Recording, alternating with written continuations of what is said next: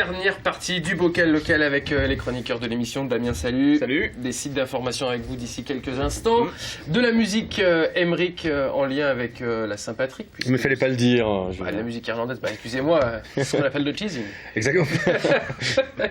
Vous allez nous parler de quoi alors? De chansons françaises. D'accord, très bien. Non, mais quel groupe plusieurs groupes. Les Corses. Très bien, vous voulez pas me dire. Non, voilà. Les Corses, les frangins. Et avec vous, les frangines. Il y a un frangin. Ah oui, non. Matt, vous, des comics qu'on pourrait croire que c'est pour des enfants, puis finalement c'est pour des grands. Eh ben ouais, c'est ça. Tout à fait. Avec un cahier de coloriage. Ouais, c'est ça. On va commencer par un cahier de coloriage. Bon, les sites d'information avec vous, Damien, des vrais sites d'information qui sourcent et qui vérifient. Voilà, parce que donc la semaine dernière, il y a eu un drame, par exemple, en Argentine avec le crash d'hélicoptère qui a coûté la vie à 10 personnes. Et sur Twitter, c'était vraiment l'effervescence où les rumeurs partaient dans tous les sens. C'est souvent le cas. Voilà, c'était ça. Et moi, ce que je voulais, c'était vraiment promouvoir le vrai bon journalisme, c'est-à-dire les gens qui vérifient et qui n'essayent pas d'avoir l'info le premier sans sourcer comme peut faire BFM, par exemple. Voilà. BFM donc le premier, ça s'appelle Breaking 3.0. C'est un site donc qui a été lancé il y a même pas un an par William Raymond, qui est journaliste d'investigation indépendant, avec spécialiste des États-Unis, et qui lui vraiment va plutôt aller aussi taper du côté de la pop culture, mais au niveau de l'actualité, par exemple, pour ces événements-là, il avait été vraiment toutes ces informations étaient bien sourcées, c'était vraiment le média de référence. Par contre, j'imagine que l'information peut-être met plus de temps à arriver. Ah, bien sûr. Que contrairement aux rumeurs où vraiment tout le monde, où c'est un peu le téléphone arabe, là, ça met plus de temps, un peu comme ce qu'il y avait eu à Charlie Hebdo, où c'était le monde.fr qui, eux, mettaient plus de temps, mais par contre, leur chat toutes les informations étaient sourcées, vérifiées, et c'était extrêmement fiable. Et le deuxième site, c'est Info 140, donc là, c'est 2 personnes. Donc là, on le voit à l'écran. C'est Philippe Gau, donc, qui est rédacteur en chef de Radio Classique, et Karim Hassen, qui a été, par exemple, sur Europe 1 et France Info. Donc là, c'est un tandem. Et là, c'est moins pop culture, c'est plus actualité internationale. Et là, vraiment, c'est pareil. C'est la même chose. Ce sont des infos extrêmement sourcées, extrêmement vérifiées, de journalistes vraiment sérieux qui font un travail extraordinaire. Et je pense que c'était bien de pouvoir les promouvoir, justement. Ça veut dire que les sites internet des journaux qu'on connaît classiques, comme Le Monde, Libération, Le Figaro, sont des sites qui aujourd'hui sont pas assez probants en termes d'information. C'est-à-dire que comme il y a une crise de la presse qui fait qu'on veut essayer de sortir l'information avant les autres sans forcément les sourcer, eh bien ça reste des sites qui sont pas forcément, qui sont fiables certes, mais moins que ne peuvent l'être ceux-ci qui sont vraiment des journalistes indépendants. Est-ce que ces sites-là, leur valeur ajoutée, leur plus-value, c'est pas aussi simplement l'analyse ou la prise de hauteur que peut-être oui. Comme ils sont pas lus forcément par si, ils sont pas lus, finissez votre phrase. Ils ne sont pas lus par autant de monde que les médias classiques. Donc voilà, donc si vous êtes sur Twitter, vraiment vous allez commencer à me gonfler là tous les deux. Donc Breaking 3.0. Oui, et Info 140. Info 140, donc si vous voulez 2 sites d'information relativement, enfin on va dire relativement, mais très fiables, avec des informations qui sont sourcées et vérifiées. Mais les informations de la semaine dernière donc. Non, j'imagine qu'ils traitent de tous les sujets en plus. Oui, clairement, ouais. De la musique irlandaise avec vous, Emmerich. Oui, parce qu'en fait, cette semaine, c'est toujours la semaine de la langue française. Alors, je l'ai longtemps cherché. La francophonie de la langue française. Oui, exactement. Je me suis dit, tiens, je vais parler de chansons françaises un petit peu. Et puis, c'est pas si souvent. La est encore à l'affiche, ça suffit. Voilà, exactement. Et puis, en fait, je me suis dit qu'en ce qui me concernait, la musique française que j'aimais, ça se résumait en gros plus ou moins à Gainsbourg. Donc, je me suis dit, c'est pas très original. Dao, quand même, vous exagérez. Oui, Dao, exactement. Enfin, voilà. Globalement, j'allais pas forcément faire dans l'originalité. Et je me suis dit, mais aujourd'hui, c'est la Saint-Patrick. Donc, la fête des Irlandais et la fête de l'Irlande. Donc, du coup, je me suis dit, allez hop, musique irlandaise. Alors, qu'est-ce que c'est la musique irlandaise on a l'impression que c'est quel rapport avec la francophonie, par contre, j'ai loupé aucun rapport, il s'est dit, tiens, puisque oui, voilà, exactement, parce que j'arrivais pas avec la francophonie.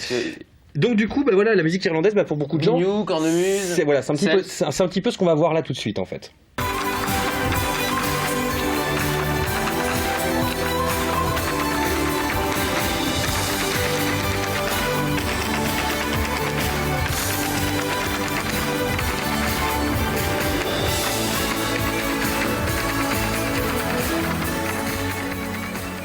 c'est donc Lord of the Dance. Lord of the Dance. Alors Lord of the Dance, quand on dit aux Irlandais que c'est de la musique irlandaise, ils se marrent, hein, parce que c'est comme si on disait que pour nous, c'est comme si on nous disait que le rock français, bah, c'était Johnny en fait. Hein, ça n'a rien à voir, c'est une espèce de... Il a vendu des millions d'albums. C'est ça, c'est une espèce de... Lord of the Dance aussi. En fait, c'est une espèce de vraiment de truc pour touristes finalement, avec le côté grand spectacle, ce qui n'est pas du tout la musique irlandaise.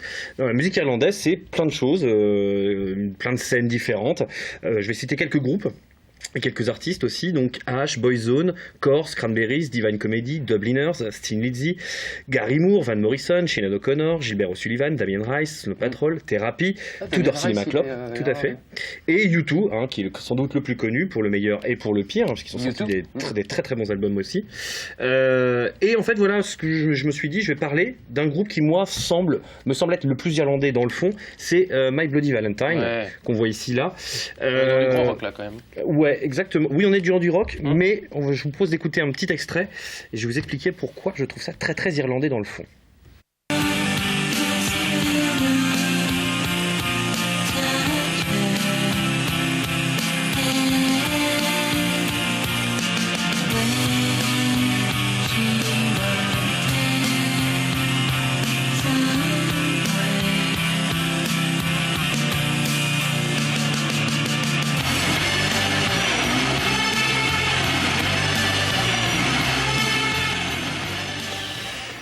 Voilà, donc je trouve ça très irlandais dans le fond et dans la forme, parce que ça allie... Mais il n'y a pas de bignou.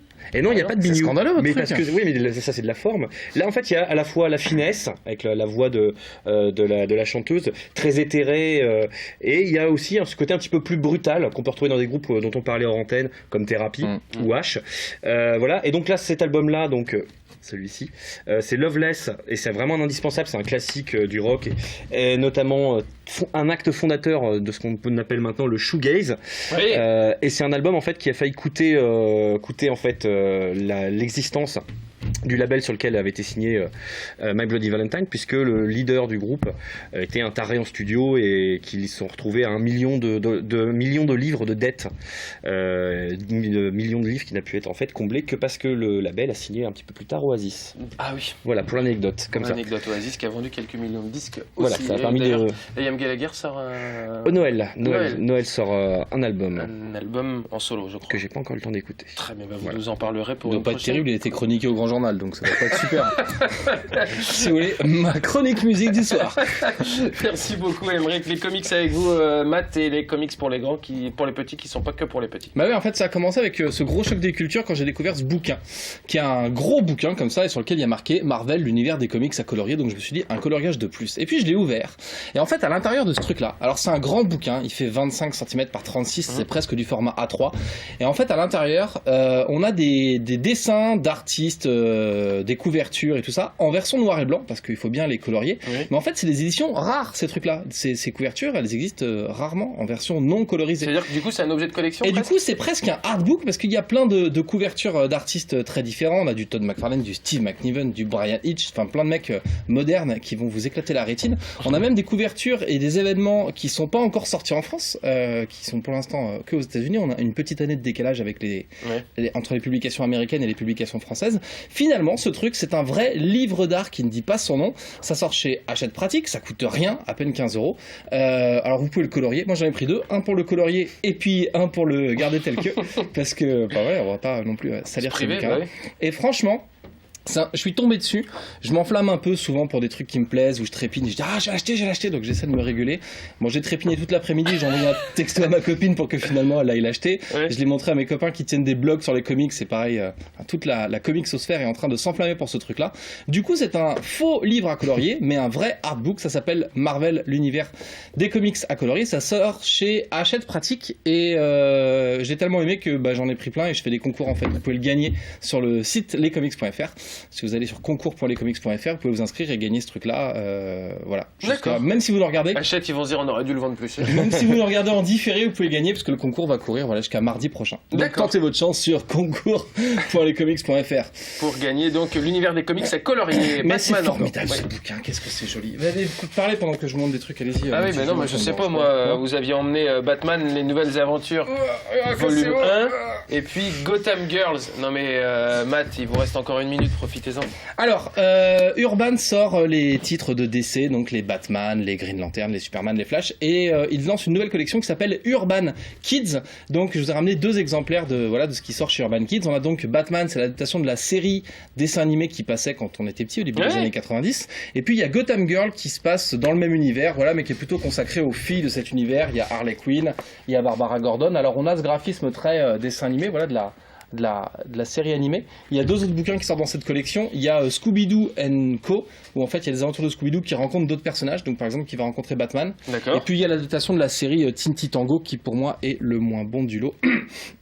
En fait ça vous fait des super gros bouquins. Alors la pagination est un peu épais, c'est pour ça que ça vaut 19€. Mais du coup c'est des séries courtes. Batman ça fait 2 volumes, Gotham Girl il y a un seul tome. Finalement ça fait un bon truc. Dans une bibliothèque. Ouais, puis en fait on avait des reliures de Mickey Parade de ces trucs-là. On est dans le même esprit de collection. Du coup, le graphisme, est un peu simplifié puisque c'est le graphisme issu de l'animation. Mais les gens qui ont grandi avec cette série télé Batman dans les années 90, aujourd'hui, c'est des mecs comme moi qui ont une trentaine d'années et qui vont se ruer sur ces bouquins parce que il y a un petit effet Madeleine de Proust avec cette collection. Ça s'appelle donc Gotham Girls pour celui-là et puis Batman les nouvelles série aventures. animée. Voilà, ça sort, c'est chez vos libraires. Ça sort dans la collection Urban Kids. Et si vous les cherchez, vous les trouvez sur lalibrairie.com, le site qui recense tous vos libraires locaux. Voilà, plutôt que de l'acheter chez les méchants de la Fnac ou de chez Amazon. D'accord, merci beaucoup Matt. On se retrouve évidemment la semaine prochaine pour un nouveau Vocal Local. Ciao.